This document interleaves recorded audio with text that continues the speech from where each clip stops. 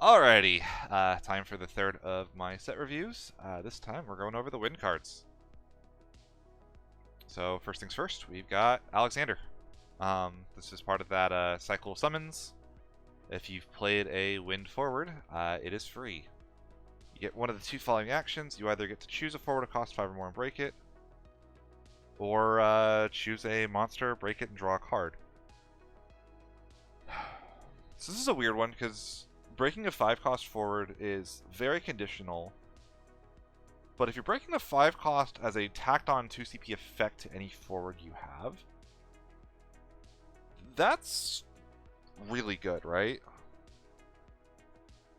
And one thing I think that's actually kind of underrated in this, potentially, is the ability to break your own Typhon, which sounds weird. Like, why would you not just bounce your own Typhon? But there are like games where like you'll open Northstalin, you'll keep the Northstalin, go Northstalin into Althea, play the Althea, activate a forward. Your opponent will like have the 3 forwards because they see nothing but like wind backups. And they go, oh shit, I've got to kill them this turn. And you'll play the Typhon, and then they'll say, oh shit, I need to go faster. They'll play more forwards down. And then you need to play a second Typhon all of a sudden. But now you've got your Typhon already on the field. The Typhon's not multiplayable, so now you could go play, I don't know, Lulu, get back Alexander, break your Typhon, draw a card, draw into your next Typhon, tap the Althea, play your Typhon, spin their forward that's killing you, and go, move on with your day.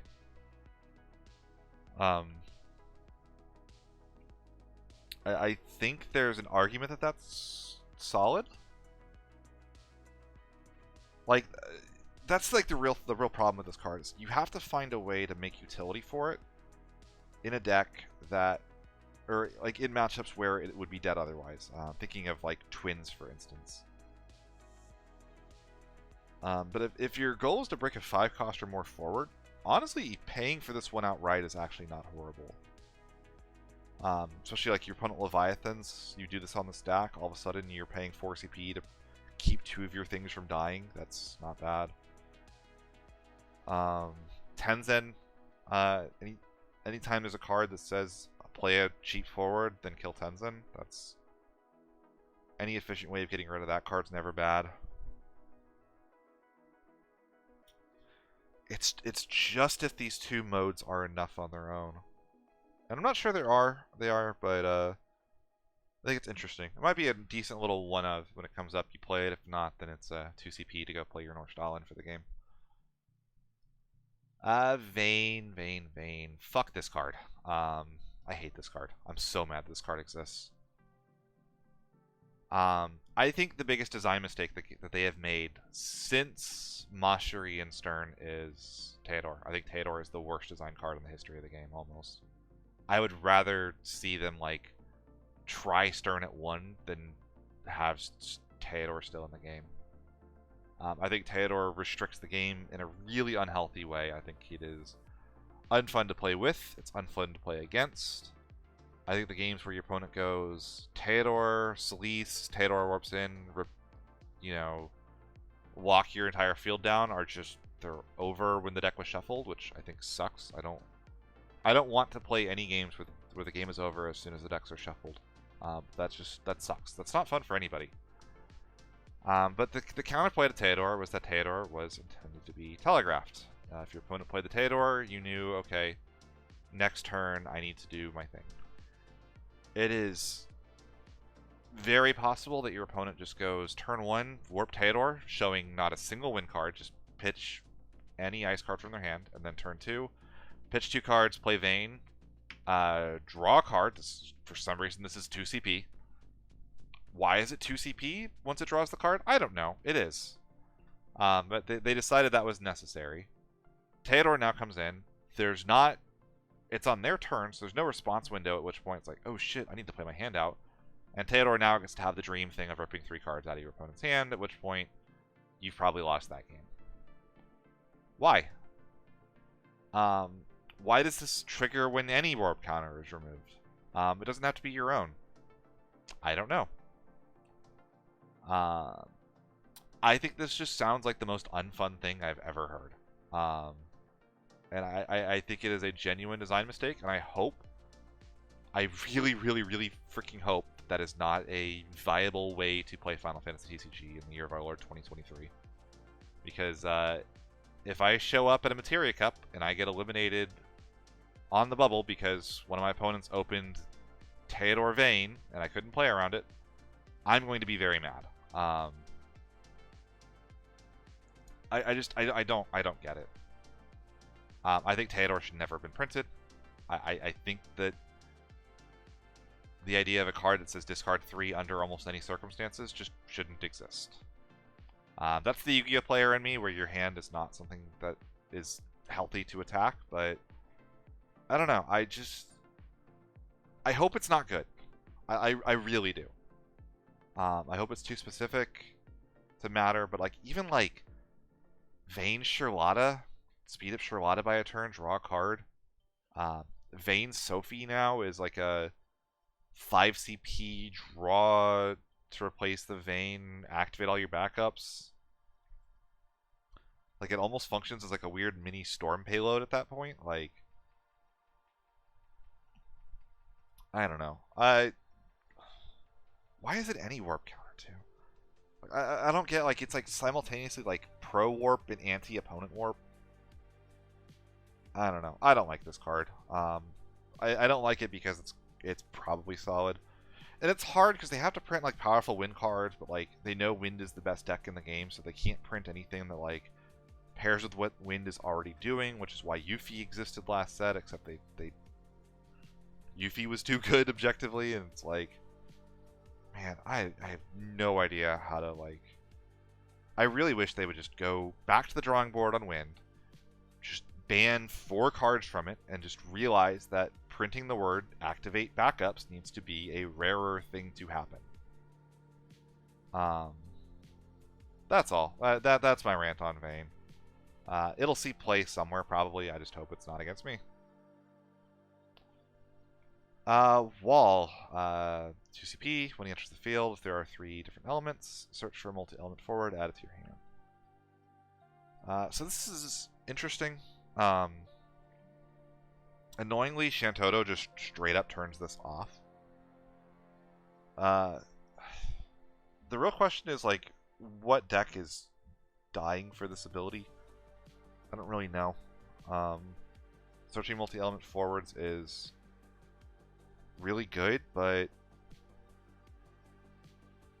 I mean, I guess, like,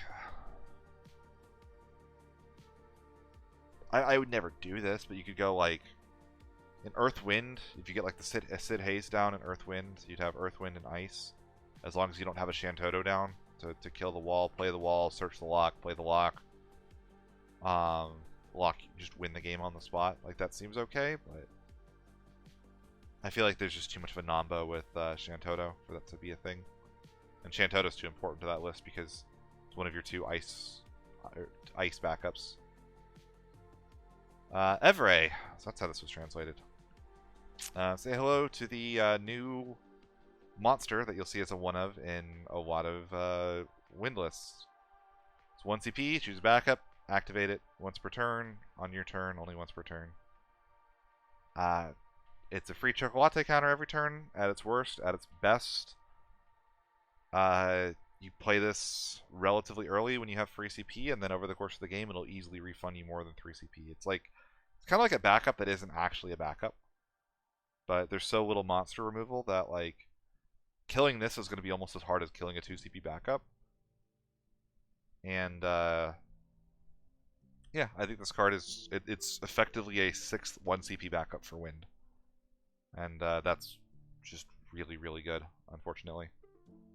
So, yeah, this is a new one of, in I think, most wind storm lists. Emerald Weapon. So we got a bunch of weapons this list. This one is, if it's discarded due to your opponent's summons or abilities, you can pay 1 and then play it from your bracelet onto the field. So in other words, this card will never see play. I think this card is bad even in limited, I'll be honest. I think the idea is supposed to be that's like, oh, you're diving underwater, like, or when you dive underwater, like, the weapon getting discarded, then, like, you see Emerald Weapon and you face it, but, like, this could have been free, and it still doesn't see play. Especially, you're never casting this for 5. I would have like been interesting if you like could have like poo-pooed or moogled this away and then played it, but it's got to be your opponent's. In other words, this card is just bad. Shoutouts to a really cool thematic on the special. Emerald Weapon dealt damage in the game based on the number of materia you had equipped, so this one does damage equal to the number of backups to all your opponent's forwards, but so special is actually really decent, but I feel like by the time you'd want a board wipe, usually it's going to be early if you're in wind, so this isn't really going to ever be that good. Thief. So Thief is immune to damage from abilities. It's okay. It's never bad text to have. I don't know why the Wind's like pie chart is just better than everyone else's. It's like it's untargetability, high cost hate, backup reactivation, and pseudo draw. Backup reactivation and pseudo draw by itself is just ludicrous. And then it's like, why is untargetability in that same pie? It's so weird. So that's good. Mill 3 if you get the 3 different elements. I don't think it's enough to enable mill. I feel like by the time you've got the 3 elements down, your opponent's not going to care. And the only time that mill matters is if you mill your opponent out. Like, sure, in theory, you can mill your opponent's best cards, but you could also just mill dead backups that your opponent wasn't wanting to draw anyway. The only time that makes any difference whatsoever is if you're stacking a ton of it and milling your opponents to the point where they lose the game on the spot. So I don't think this card has any legs personally, but some of them try to make a mill deck out of it, which probably makes it worthwhile to have in the game. People love their mill. Sid Highwind. Say hello to the weirdest Yuffie counter of all time. So it's a 2 CP with a tap effect to bounce a Category 7 character and activate 2 characters. You can use it once per turn. So there's, from what I understand, and I haven't actually looked into how these loops work, but there's an Opus 10 Aerith that she's a 4 CP 8K that can tap herself to activate 3 Category 7 characters. There has got to be some kind of infinite loop between this, that Aerith, and a couple of Category 7 backups that just win the game on the spot. I have no idea what that combo actually looks like. It's really weird this can bounce any Category 7 character, so if your opponent's playing Category 7, which there are... let's just go into the card database real quick. We're going to filter by Category 7.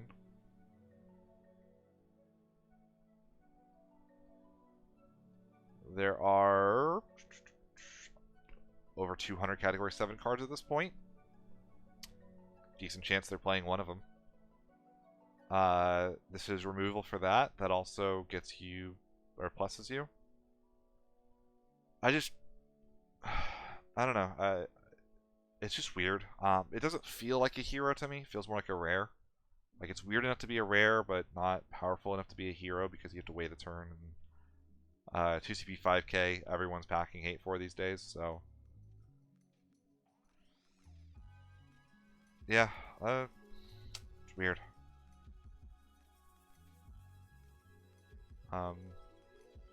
White Mage. First time I read this card, I didn't see multi-element, and I think my eyeballs popped out of my skull because I thought that Wind finally had a way to recur Bismarck. Regardless, this card is really, really good. Get back a multi-element forward. This can be the new Zidane. A lot of times you'll pitch Locks early, or a Sid Hayes early. You know, later on in the game you don't really care that much about this. Maybe your opponent kills your Sid Hayes, or some other good win multi-element cards. Noctis. Get back a Noctis for 2 CP in the backup seems decent. What other cards would you really want for this? Yeah, and then damage 3. It's Pavlov without having to hit Crystal Chronicles backups, I think is, yeah, it'll be good. might be a decent one of in like win lists, I think, that are, or not mono win, multi-element win lists that are trying to like recur stuff and do stormy things. My spoiler, I have a 10-minute video on this card, and everybody thinks it's trash except for me. I'm not going to go over it too much. Hopefully you've watched my spoiler video by now, but I can see a couple copies of this showing up in Fat Chocobo lists. It's just because Yuffie turns it into a 2CP 8K, which is not bad. I don't even think it's that hard to activate on your opponent's turn. Just cast any Azura, and you now have a 2CP 8K blocker that your opponent didn't see coming. So, Eureka put in the Discord as it's a 2CP card that won't see a lot of play, but it's better than a lot of 2CP cards that won't see play. So, maybe that's where this card is. Sarah Mobius, this is an anthem for Mobius forwards. The name is just really bad. You really don't want Sarah Mobius. I guess like Wind isn't like the Mobius category either. So, I don't know. I don't like these cards, so, but someone will like this one, so. Sophie! Oh, I think this card is so good. It's really interesting. I was watching Steve's set review, and he thinks this card sucks. And I read this, and I go, what the hell are they doing? So, I think the big thing with this card, so when it enters the field, you get up to 3 actions. You can break a monster, activate your backups, or gain 2k in haste, and it's a warp 1. What this reads to me as is this is just good incidental monster hate, and good incidental monster hate is never going to be a bad thing.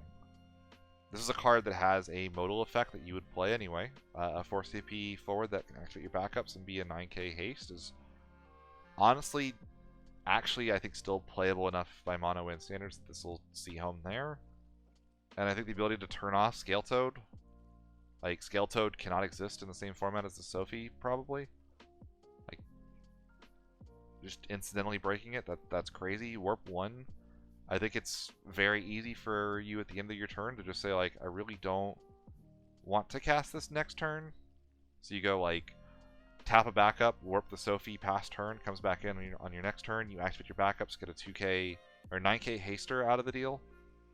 On the stack of it, you tap your Chocolate to get a Chocolate counter. And then you cast a Chocobo on Sophie or your Lulu, get the CP back. Like what other win summons are mono win lists playing these days? You're not gonna use Alexander because you're not gonna get the double draw.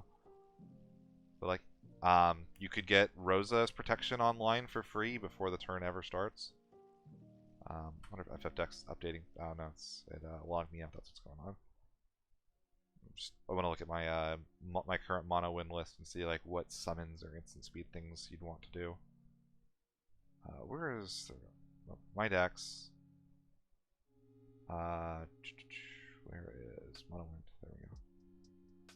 Yeah. Cast an Azura for free, get back your 2CP forward from the break zone, then reactivate all your backups, get a free search off of a 1CP Chocobo back something, prepay your Rosa protection so your opponent can't remove it.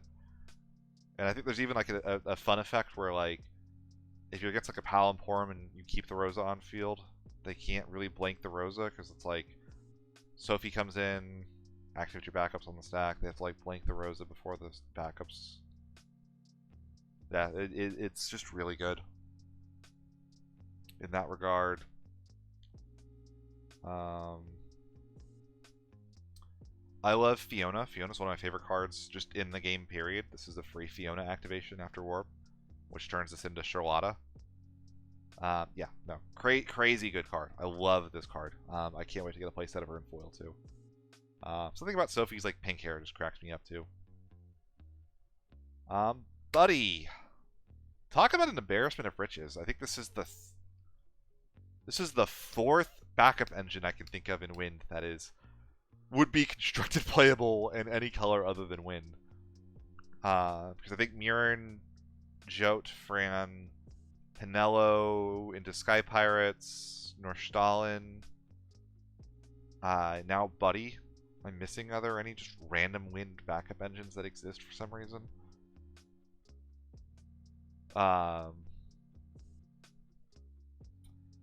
Yeah, this card is crazy. Category 10 backups that matter. Yuna. I don't think you're gonna do Lulu. I can't imagine playing a win list that isn't playing the forward Lulu. I saw Seymour mentioned. I don't really love any of the backup Seymours, but that is like a Wind Lightning engine. I'd rather go Norstalin into Uke, personally. Kimari's a really cool one. That's a Wind Earth engine, because it also then color fixes your Cryo. And it's not like Kimari. Kimari's not a name you care about. Brother and Shinra. Get your Gullwings and your Category 10 shenanigans online quickly. Lene is fine.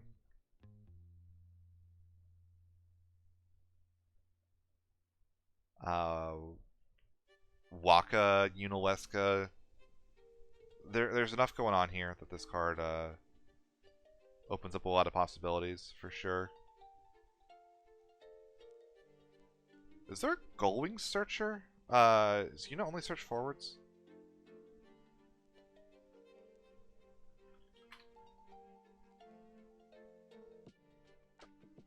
No, she only searches Gullwings forwards. So that helps a little bit, I guess. Gramps, this is kind of following in the footsteps of the Sid from last set that recruit a character on damage 3. This is just 4 CP Alexander on damage 5. I think that's just too late for a 2 CP backup. So I think this will ultimately just be a bulk bin card. Bart's.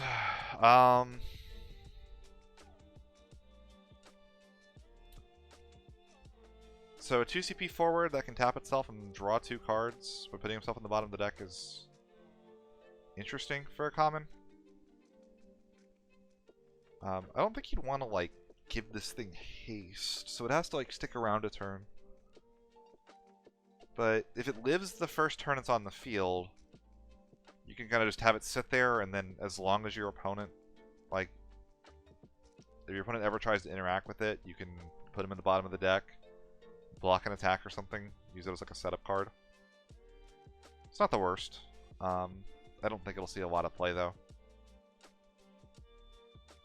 Maki Chibuki, this is in the same cycle as the Fire Black Mage. You need to see the multi-element card to see why these cards exist.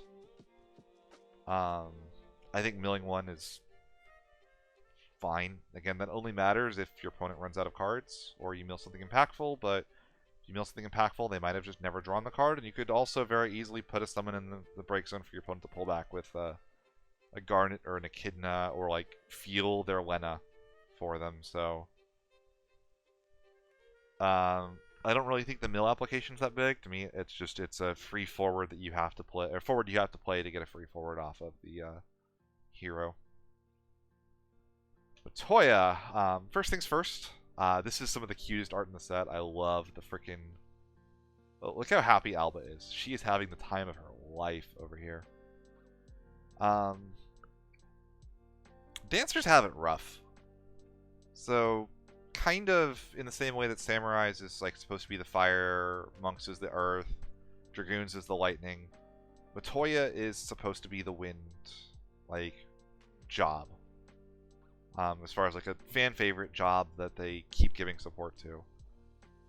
And this is the first decent Matoya, which is nice. We're not name clashing here. However, it's only okay. Choose a forward, power becomes 4k. It's the Pinello effect, but on entry, and then you can pay 3 to do 4k to all your opponent's forwards. Steve has a lot of interesting thoughts on this card. You can pair this with something like... So when you're playing Dancers, you're probably in Wind Water anyway, so because the Mayakov is so good. So you could go like this plus a Valid 4 with a unit backup, and you do 7k to your opponent's whole field, reactivate your backups. Just not terrible. But, I don't know. I still feel like the best Wind Dancer is Bart's, which is not saying a lot. I don't want that to be a sentence you say out loud, but unfortunately it's the truth. I think it's the same with, they're in the same position as, like, Turks, where it's unfortunate that, like, Bart's is the best member, like, one of the better cards in the archetype, because the default ones just aren't up to snuff. And I don't think there's a single good Wind Dancer that would see independent play. It's really just Mayakov Lilith like putting like the whole archetype on their backs, along with the 2 CP backup dancer. I think Antrea Rodea is also interesting, but needs a lot more help to get to that point. So I think Matoya is a buff, but I don't know. Maybe it is good enough. I don't know. Dancers are weird. They really are obnoxious. Like, they're so good when they're good, but I don't know what the win card they need is to make them into a playable archetype in the same way that monks and samurais have been. Riku. This is the same as the category 8.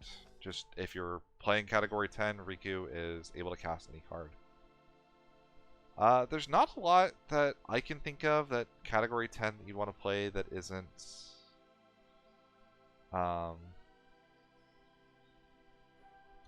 in Wind Water anyway. It's nice that this is very searchable. Let me take a quick look at the winds, or the non. You can get like Unaleska down if you wanted to. I don't think that really matters.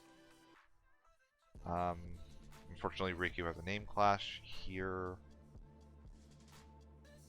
Spectral Keeper is kind of cool. Cheat and play a Spectral Keeper out of color. I don't think Barlai is really a card you want to do. Yeah, but I think the nice thing is this is a card that's only going to get better with time, so. Kimari could be interesting. Maybe Seymour, the forward that breaks a forward if you have 3 summons. But, yeah, it's... I would love to see one of these for category 14 especially. Or at least one that just like lets you play a Scion of any color. Scions are stuck across 3 colors right now. It'd be really, really nice to be able to play like Minfilia and Water Lightning Scions. Or like Fire Lightning Scions, like getting a Minfilia in that list would be really nice. But Riku is perfectly fine at what she does. And that's it for Wind. Stay tuned for the next one.